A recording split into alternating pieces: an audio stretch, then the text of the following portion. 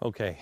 I think you'll understand now the bake sale and lemonade stand thing, and we had to get you a head start on it to get you to get going, because we couldn't have this show ready to go 3 weeks ago when we announced the bake sale and lemonade stand.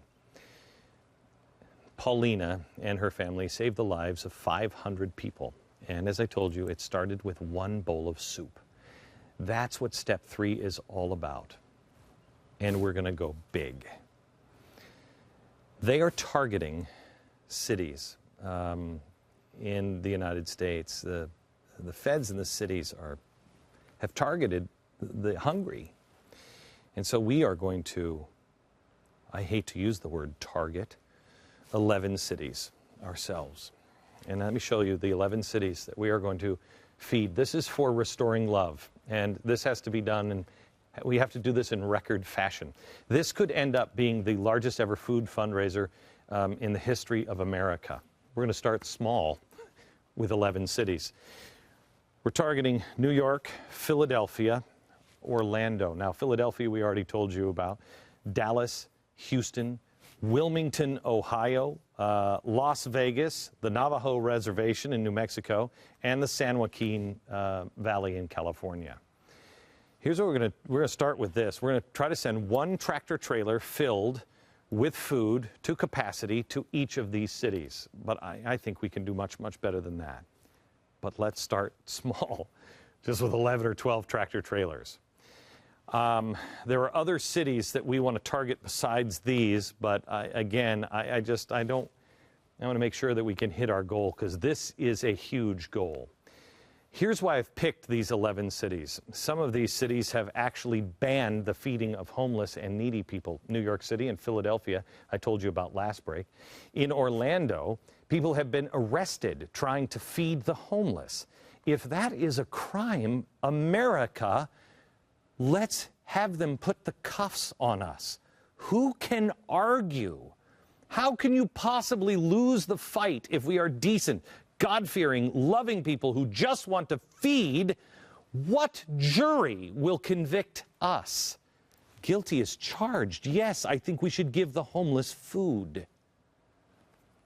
Believe it or not, here in Texas, Dallas, this city has restricted ministries from giving food to the homeless. In Houston, they shut down a couple's Feed a Friend efforts because they didn't have a permit, and the city won't give anybody a permit. In Las Vegas, there is rampant homelessness, but more food restrictions have made it harder now to give. Some towns on this list are just flat out struggling and desperately need assistance. Wilmington, Ohio, has been hit hard by the economy, but they have stayed true to their principles and their values, and they're turning it around. Let's fill their soup kitchen. I'd love to do this and fill it for a year, because they will be a beacon to help all of Ohio. We've seen their food pantry. I want to fill it. Detroit is a mess. 16.9% unemployment. They're on the brink of collapse. Now, a lot of people will say, oh, well, they brought it on themselves. And that is true. The labor unions, the corrupt and poorly run car companies, and the corrupt elected officials that the people voted in time and time again, yeah, they did bring it on themselves, but that doesn't negate the need. We still cannot allow the federal government to fill a vacuum. And still, there are other areas that have been pummeled by the very government that claims they want to help. The San Joaquin Valley, the farming industry has been gutted. Unemployment is nearly 15%, mainly because of punitive regulations such as an EPA restriction on water designed to help a small fish that's endangered. And so the farmers are all going out of business. The Navajo Indian Reservation. I mean, do we need to go over that one? This is our chance. This is our chance to demonstrate clearly who we are. To be visible, greatly visible. When they're having a debate and the Congresses and the politicians are arguing back and forth, well, what are you going to do to help feed the poor? Let's do it. Let's have a shining example. You can say, I said, we don't need a government program to do it. These people are already feeding it. Your services, federal government, are no longer needed. Are you ready? Are you committed to not go over the cliff with the rest of humanity? Will you put your money, your time, your energy where your heart is? Are you ready to stand against 80,000 pages of regulation that is stopping us from being who we are? I am. I am. I am. We have 11 tractor trailers, one for each of these cities. I can get another 10 or 13, 15 of them that fast. My goal is just to, in the next couple of weeks, fill 11 tractor trailers. Fill them. But that's not enough. Like the election, this has to be a mandate. When a town or a family or a single individual is struggling, we need to be there. Here's how the third step works. I want you to go to glennbeck.com, and I want you to click on number 3. And if you look at this, there are several ways for you to help.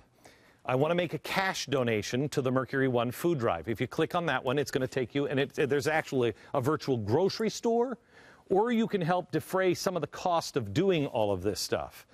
That is really important because we've got a great way to buy in bulk as well.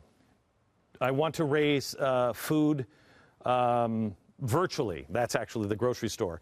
I want to organize a food drive with my friends, family, or organization. This is your 912 project. Go there, it'll give you all of the information. And the last one is I want to get my politicians involved. That one we'll come back to.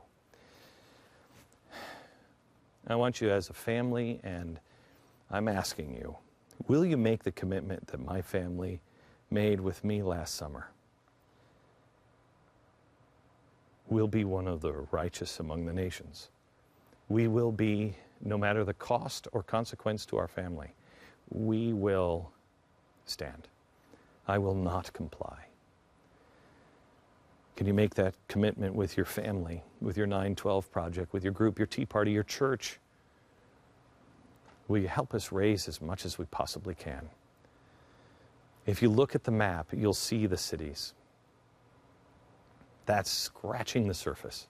It's got to be much bigger than that. In the grand scheme of things, it's a pittance. It's a single bowl of soup. But Paulina turned one bowl of soup into 500 saved lives. What can we turn these 11 truckloads of food into? 100 trucks? 1,000 trucks? Politicians are always talking about ending hunger now. Now you understand why we're doing the bake sale and the hug-a-thon and the lemonade stand. We're going to fill these food pantries ourselves. We're Americans. Americans always do it themselves. We're the people that delivered candy bars to Europe to give them hope. We're the people that rebuilt country after country. We're the people that are always there. Because we're a country that thinks talk is cheap. George Washington said, deeds, not words. Come on. What do you say? Take 3 steps with me. What do you say we stop talking about these things and we just do it?